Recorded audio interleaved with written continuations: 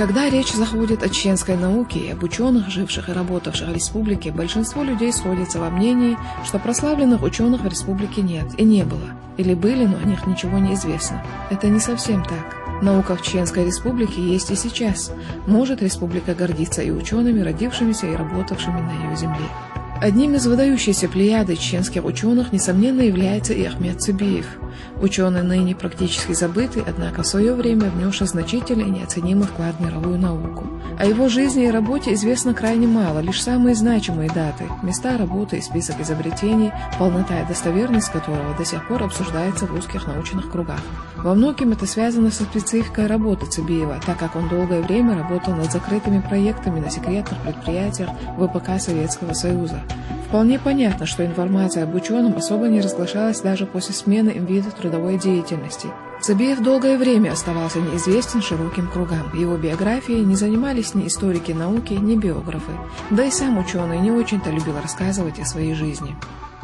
По официальным источникам реестра открытий СССР Ахмед Цыбиев сделал всего лишь одно открытие – явление генерации СВЧ колебаний полупроводниковым диодом с одним ПН-переходом. Это явление сейчас активно используется при создании средств связи, в том числе и такой привычной для нас вещи, как мобильные телефоны. Поэтому переоценить вклад ученого в мировую науку невозможно. В то же время даже одно официально отмеченное открытие ничуть не умаляет заслуги ученого, если оно по степени значимости крайне важно для общества. К примеру, все тот же великий физик XX века Ландау известен как автор одного открытия. Одно открытие имеет и ровесник Цыбиева, академик Велихов.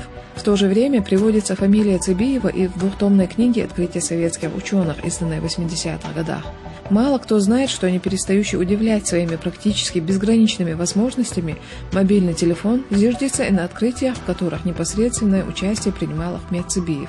Об этом открытии есть в этой книге строки о том, что на базе этого открытия авторы сделали 15 изобретений, а ведущие электронные фирмы в США, Японии и других стран на основе этого же открытия разрабатывают и выпускают лавинно-пролетные диоды и устройства, которые применяются в системах связи, навигации, телеметрии, телеуправления, при посадке космических кораблей на самолетных радиолокационных станциях.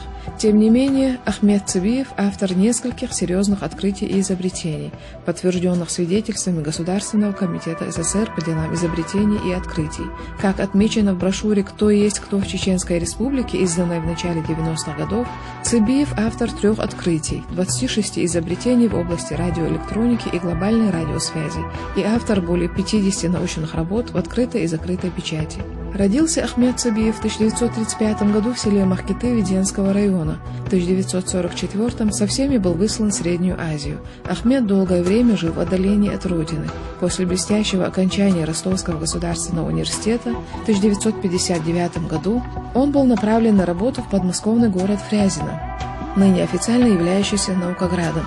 Именно в этом полусекретном городе, где многие объекты назывались тогда почтовым ящиком, были совершены его наиболее значимые открытия и изобретения. Начинающий инженер, старший инженер, ведущий инженер – вот вехи его биографии во Фрязино. Его первое открытие относится к 1959 году.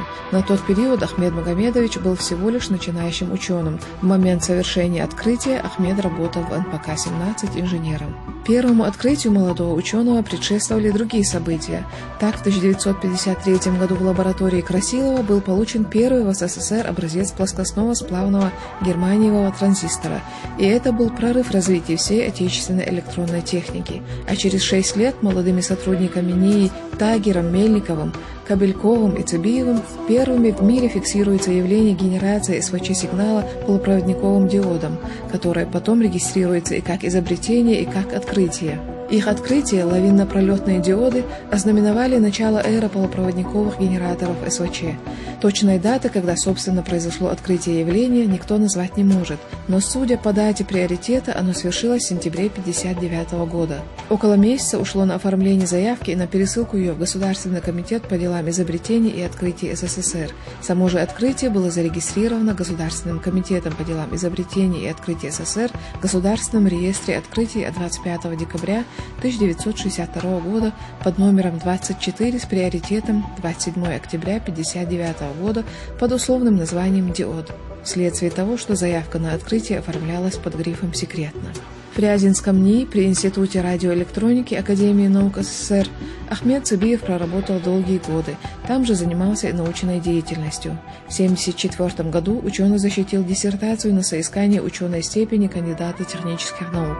Казалось бы, его научная деятельность и жизнь складывалась как нельзя лучше, однако через несколько лет произошло событие, которое отразилось и на работе Цыбиева, и на его здоровье. Дело в том, что по неписанным правилам науки того времени в работы, сделанные одним ученым, вписывались имена его непосредственного руководителя, заведующего лабораторией, начальника отдела, директора и еще многих других людей. Фактически получалось, что открытия зачастую совершались коллективом из нескольких десятков человек, являющихся по сути соавторами.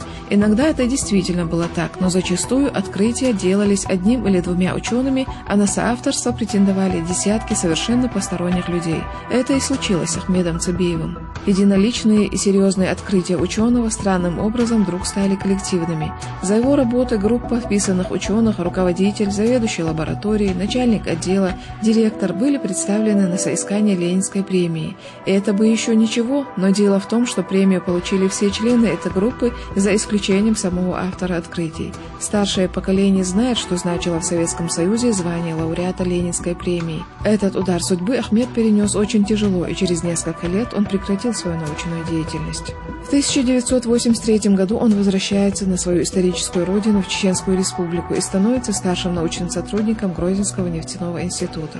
С 1984 года он работает уже в научно-производственном объединении «Промавтоматика» старшим научным сотрудником, затем и ведущим научным сотрудником. Его трудовая деятельность в республике была связана с информационными технологиями, компьютерами, которые тогда только входили в жизнь. Однако уже тогда, в конце 80-х годов прошлого века, Цыбиев в средних школах номер 5 в Русмартане и номер 9 в Грозном открывает компьютерные классы. Такой роскоши не было и во многих крупных городах СССР. Этот шаг дался ученому тяжело, на его пути вставали непонимание, а порой и беспросветная глупость чиновников от образования. Тем не менее, уже в то время Ахмед Цыбиев создал на базе школьных компьютеров даже локальную сеть. И уже в 1988 году ученый создает и компьютерную сеть, обмен данными внутри которой происходит по радиоканалу. Неожиданное решение ученого давало возможность передавать любые программы из одного компьютера в другой, используя всего лишь антенны. Это было настоящим ноу-хау Цыбиева, прообразом современных беспроводных технологий. Его интересовало все, и во всем он находил яркие и неожиданные решения. Так, примерно в это время в беседах он часто говорил о космической и других видах связи. Многого стоили и его первые компактные рации, аналогичные современным мобильным телефонам. Опыты с микроволновками или все те же первые опыты с беспроводным интернетом. Однако, несмотря на важность сделанных ученым открытий, на его вклад в мировую и отечественную радиоэлектронику, жизнь у этой яркой незаурядной личности сложилась трагически и несуразно.